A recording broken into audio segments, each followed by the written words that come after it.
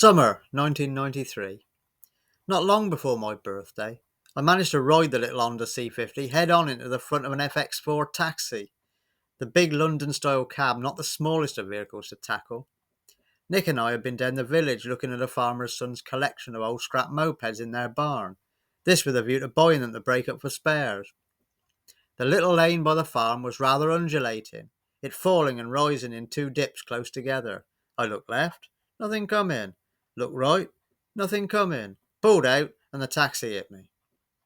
It had clearly been down in the second dip as I'd looked. The force shoved myself and the bike down on our left side, leading to being bulldozed along on the road and gaining some gravel rash while mangling the moped's front wheel up under the taxi sump pan.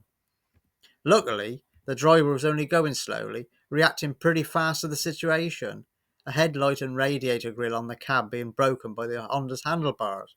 I was okay, just shaken with scrapes and bruises, lucky to have still been alive, but the bike's front end was toast. Nick gave me a lift back to the yard on his pillion. We returned for the Honda on Dad's tractor and trailer a bit later. With only a few weeks until I could legally ride a bigger motorbike and also start driving lessons too, it wasn't really worth totally fixing my moped. I shoved another front wheel and indicators on from the spares pile. It rode in a mighty peculiar fashion, wanting to veer violently to the left due to the bent front forks, but I was nonplussed.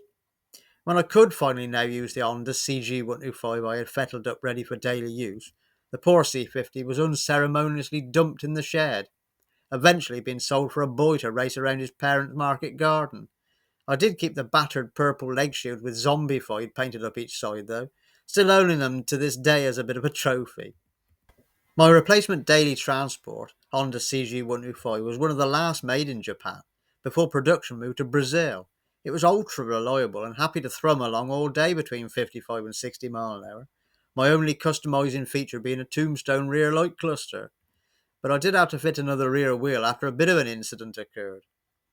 I had been in a rush to deliver some fork legs to the guy up the road who did motorbike repairs, as mentioned previously.